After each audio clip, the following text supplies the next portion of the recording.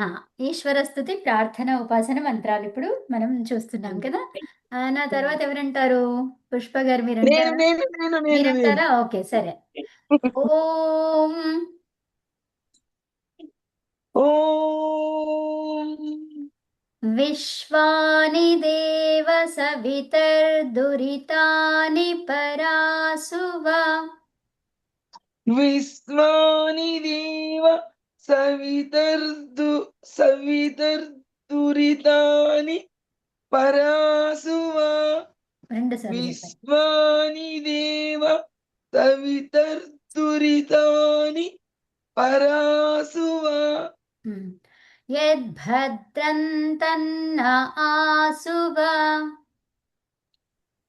యద్భద్రన్నన్ క్షమ్యతాం.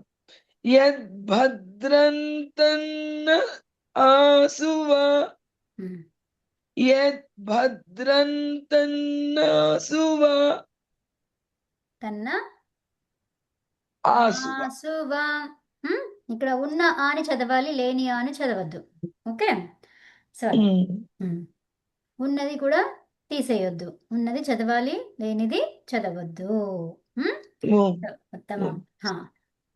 మీరే మొత్తం చదివేసేయండి. బాగా చదివారు, చదవండి అది. ఓం విశ్వాని దేవ సవితర్దురితాని పరాసువా. యద్భద్రంతన్నాసువా. ఇక్కడ విశ్వాని కాదు, విశ్వాని. శ్వా ఏమనాలి ఇక్కడ?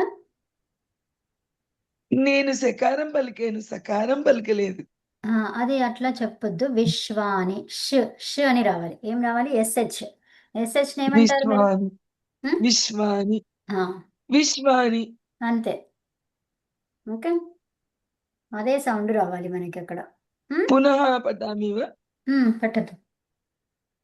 ఓం విశ్వాని దేవ సవితర్దురితాని పరాసువా. యద్భద్రన్నన్ క్షమ్య యద్భద్రంతన్నాసువా. ఉత్తమం, ఉత్తమం. ఇంకా ఎవరు చెప్తున్నారు? మేడం నేను చెప్తున్నా. చెప్పండి. ఓం విశ్వాని దేవ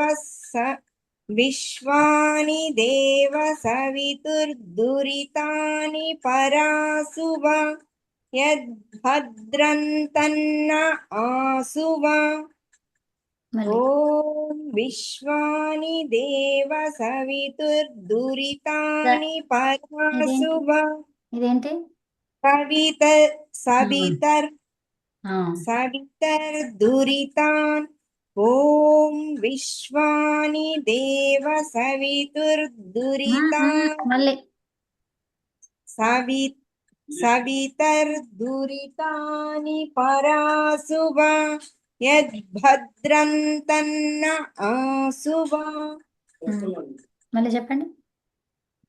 ఓం విశ్వాని దేవ సవితర్దురితాని పరాసువ. యద్భద్రంతన్న ఆసువ. ఉత్తమం. సో మీరు ఫస్ట్ నుంచి తూ అంటున్నారు ఇక్కడ. సవితుర్, సవితర్. ఇక్కడ యజుర్వేదములో ఉన్నటువంటి మంత్రం అండి. యజుర్వేదము 30వ అధ్యాయములో 3వ మంత్రం ఇది. ఇంకా ఎవరు చదువుతున్నారు? నేను చదవనండి. చదవండి. ఓం విశ్వాని దేవ సవితర్దురితాని పరాసువ. యద్భద్రంతన్న ఆసువ. ఉత్తమం, ఉత్తమం. వేద గారు చదువుతారా?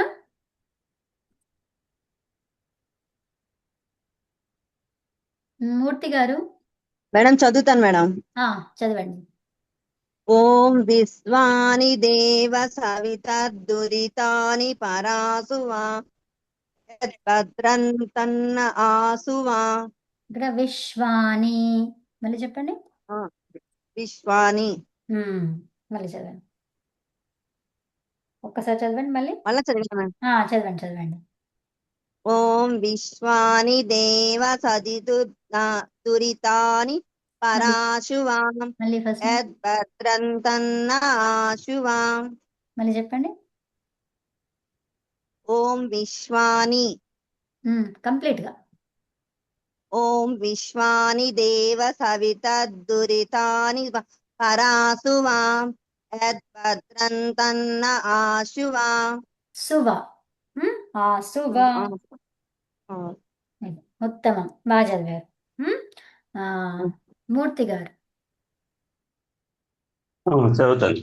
ఆ, ఓం విశ్వాని దేవ సవితర్దురితాని పరాసువ యద్భద్రంతన్ తన్న. ఆసువ యద్భద్రంతన్న ఆసువ. ఉత్తమం ఉత్తమం. సో ఇక్కడ ఏమైందో తెలుసా, ఇది భద్రన్ ఎందుకని భద్రన్ ఇక్కడ ఎందుకు వచ్చింది అట్లా? ఇక్కడ భద్ర, ఇక్కడ అత్ ఉంటది అనమాట.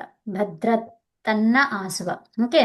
సో రా భద్రం. అంటే కింద కింద కదా దాకా రావచ్చు. అవునవును, కింద రావాలి. కరెక్టే.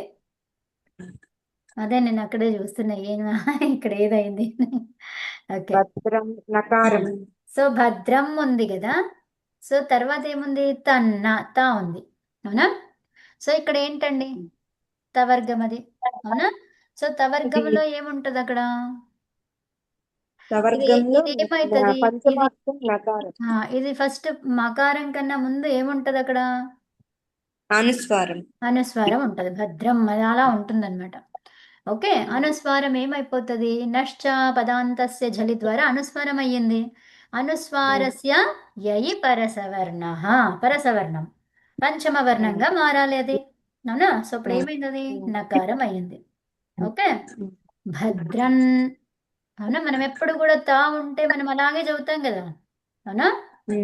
అది. తర్వాత ఇప్పుడు ఒకవేళ యకారం ఉంది.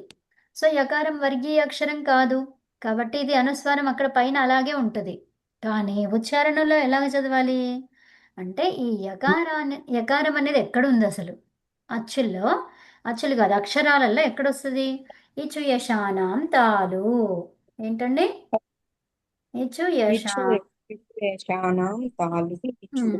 ఇచు యశ అన్నాం. ఇక్కడ నాం అంటున్నాము. ఎందుకన్నాము? 4 ఉన్నాయండి. 4 ఉంటే ఏంటి? బహువచనమే కదా. అకారాంత శబ్దం ఇది. నుడాగమం వస్తుంది. ఆం షాం అనేది ప్రత్యయం కదా. సో ఈ ఆం ప్రత్యయంకి ఎవరు వస్తారు? నుడాగమం వస్తుంది. అవునా? అందుకని ఏమైంది? అది నామ్ అయిపోయింది. ఇచు యశ నామ్. అవునా? అర్థమైందా? అర్థమైంది. సో అయితే ఇప్పుడు యకారము. ఇప్పుడు మనకి ఇకారమా పనికిరాదు. ఇక్కడ పనికొస్తుందా? అచ్చులు హల్లులు సవర్ణాలు అవుతాయా ఎప్పుడైనా? అవ్వవు. కానీ ఉచ్చారణ స్థానం అక్కడి నుంచి వచ్చింది అంత మాత్రాన అది సవర్ణం కాదు. క్లియర్? ఓకే. సో ఇప్పుడు వీటిల్లోనే చూసుకోవాలి. ఇప్పుడు ఇందులో ఉన్నవేంటివి? ఇవి 2 అవర్గీయాలు. అవునా? సో ఈ అవర్గీయాలను దేంతో సరి చూడాలి? వర్గీయంతో చూడాలి. మరి ఏముంది అక్కడ? వర్గము చవర్గం ఉంది. సో చవర్గంలో ఏ వర్గం, ఏది లెటర్ తీసుకోవాలి? పంచమ వర్ణం. సో ఏమొస్తుంది అక్కడ? ఇయా ఇది వస్తుంది. అవునా? ఈ యాని ఎలా చదవాలి? మరి అలాగే చదవాలి. సో దేనికి పూర్వము? యకారానికి పూర్వము 0 ఉంటే, అనుస్వారం ఉంటే. అవునా? సో షకారానికి పూర్వం 0 ఉంటే ఏం చదవాలి? ఇయా. అర్థమైందా? క్లియర్? ఓకే. ఒక్కొక్కటిగా గుర్తుపెట్టుకోండి, వచ్చేస్తుంది. సరే ఇప్పుడు ఏమంటున్నాము? సవిత. సవిత అంటే ఎవరు? ఇక్కడ పుల్లింగంలో ఉంది. సవిత దీర్ఘం లేదు. ఇక్కడ ఉందా? లేదు, పుల్లింగంలో ఉంది. సో కాబట్టి ఎవరిని పిలుస్తున్నాం మనం అక్కడ?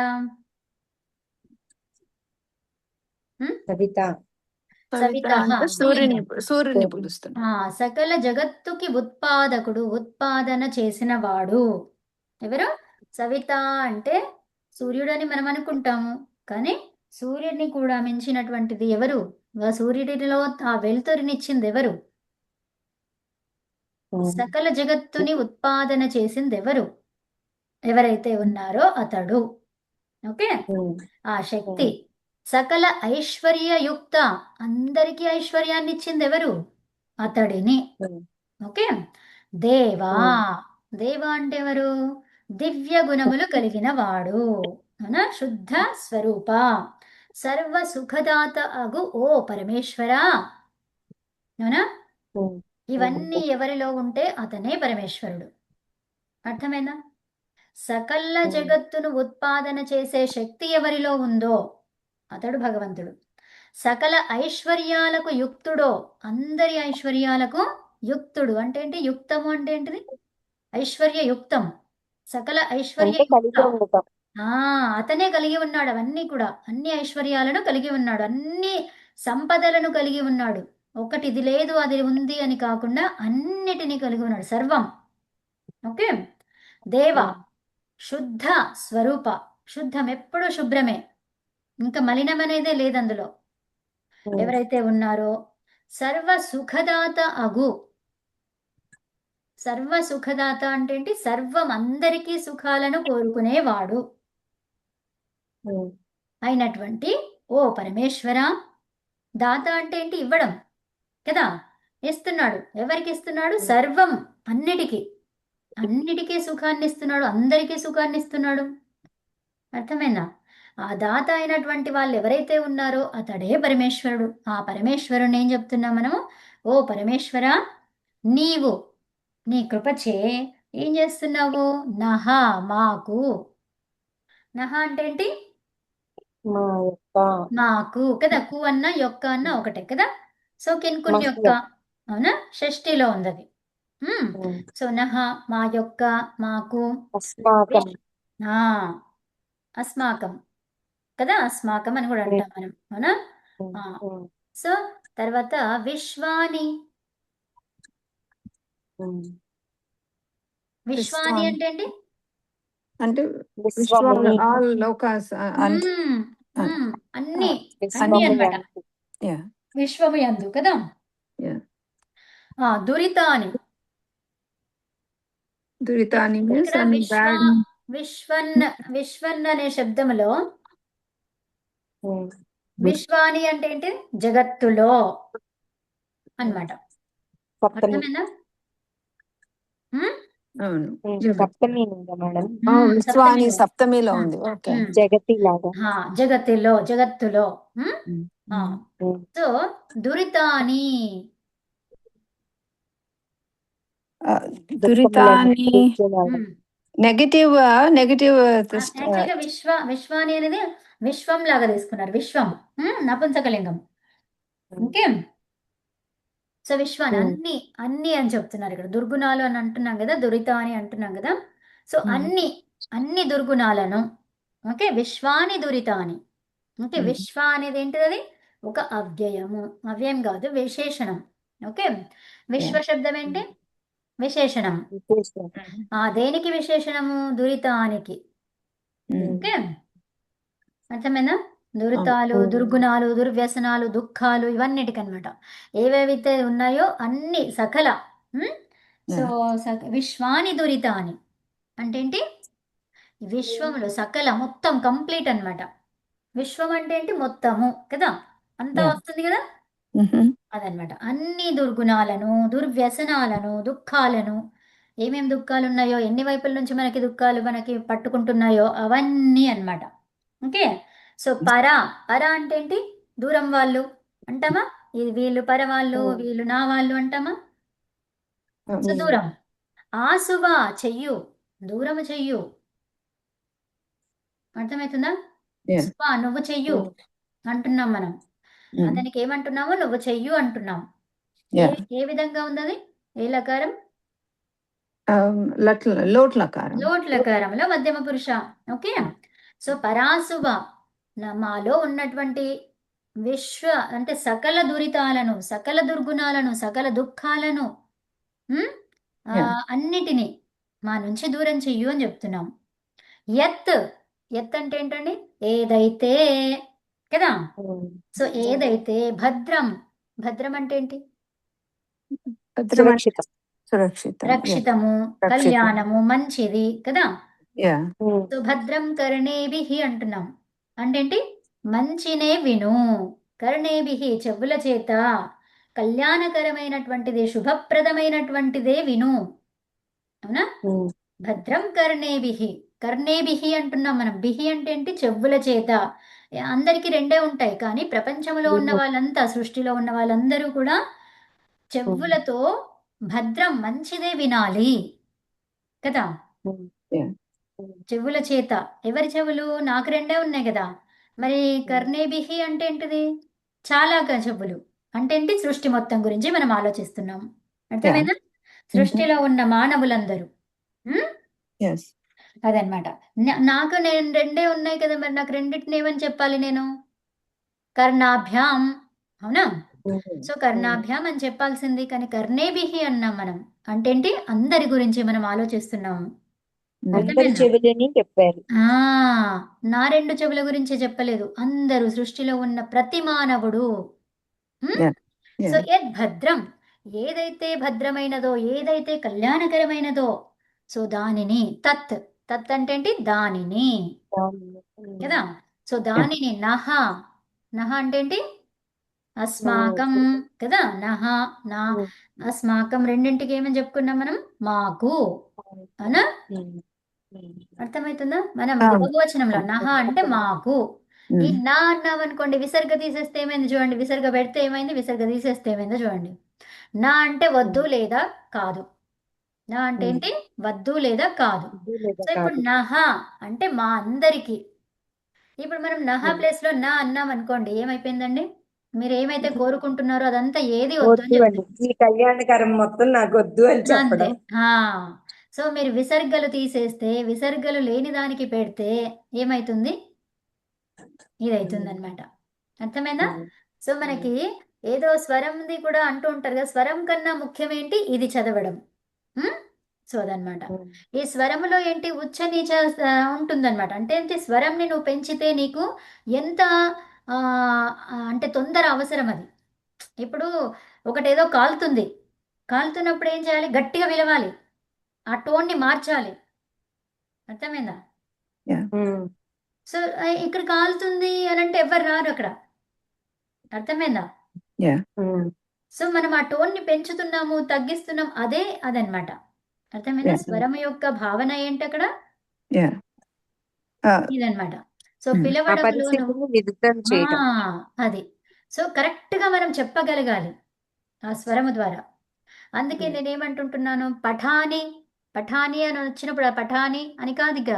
సో పఠాని అయిపోయింది, మీరు ఏం చెప్పకపోయినా అర్థమైపోయింది. అరే వాళ్ళు ఏదో పర్మిషన్ అడుగుతున్నారు అనేది.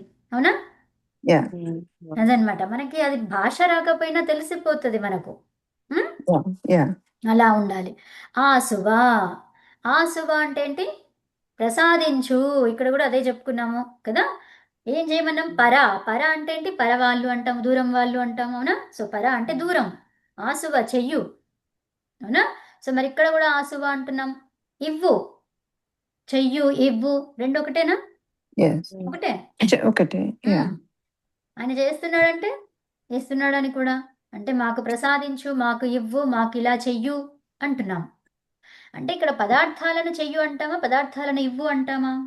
ఇవ్వు అంటాం. అవునా? సో సందర్భాన్ని బట్టి దాని అర్థాలను తీసుకోవాలి. అర్థమైందా? యా సో అది అందుకని మనము ప్రతిరోజు చదవాలి. సో ఏమంటున్నాం ఇక్కడ భావార్థములో? సకల జగదుత్పాదక, సకల ఐశ్వర్యయుక్త, శుద్ధ స్వరూప, సర్వ సుఖదాత అగు ఓ పరమేశ్వర, నీవు నీ కృపచే మా యొక్క సకల దుర్గుణములను, దుర్వ్యసనములను, దుఃఖములను దూరం చేయుము. కళ్యాణకరమైనటువంటి గుణ కర్మ స్వభావములను మరియు పదార్థాలను మాకు ప్రసాదించుము. అంటే మనం ఏం అడుగుతున్నాం ఇక్కడ? ఆ కళ్యాణకరమైనది ప్రసాదించాలి అంటే అవి ఎలాంటివి అంటున్నాము? గుణముల ద్వారా మంచిది, కర్మల ద్వారా మంచిది, స్వభావము ద్వారా మంచిది, నన్ను ప్రేరేపించేటువంటివి ఇవన్నీ కూడా. అలాంటి పదార్థాలను మాకు ప్రసాదించు. యా అర్థమైందా? యా సో గుణము, మన గుణం బాగుంది, తర్వాత గుణం బాగుంటే సరిపోయిందా? లేదు, కర్మల్లో కూడా ఉండాలి. మళ్ళీ నా స్వభావములో కూడా. స్వభావం అంటే ఏంటి? నా స్వభావం అంటాం మనం. అవునా? ఏంటి? ఎప్పటికీ చీదరించుకోవడమే నా స్వభావం, ఎప్పటికీ సంతోషంగా ఉండడమే నా స్వభావం. అంటే ఏంటి స్వభావం అంటే ఏంటి? అది ఎప్పటికీ ఉంటుంది, మనల్ని దూరం చేసి వెళ్ళదు అది కదా, దూరం వెళ్ళిపోదు. అవునా? నా స్వభావమే అంతా అండి అంటాం. అంటే ఏంటి? సొంతగా నాకు అది అలాగే ఉంది, నేను పుట్టినప్పటి నుంచి అలాగే ఉంది నాది, అది చెప్పడం స్వభావం. అవునా? అంటే నా లోపల మంచి స్వభావమే ఉండాలి, ఇప్పుడు అప్పుడు అని కాదు, ఎప్పుడు ఎల్లప్పుడు అదే స్వభావం కదా. Yeah. సో నేను అదైపోయి ఉండాలి, అదే నన్ను అయిపోయి ఉండాలి. Yeah.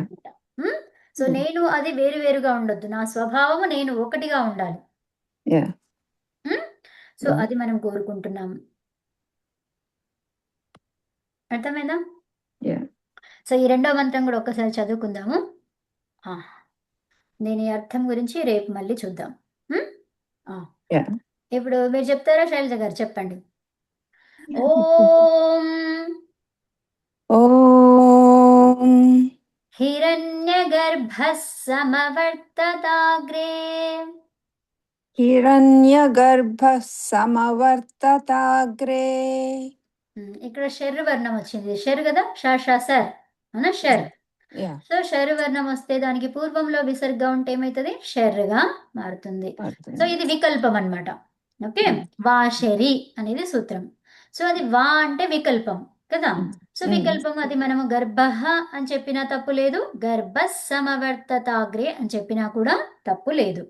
కానీ జనరల్ గా మంత్రాలు ఇవి చదివే వాళ్ళు కొంచెం అదే మీరు అన్నారుగా, అలాగా చూస్తుంటే వాళ్ళు ఏం చేస్తారు?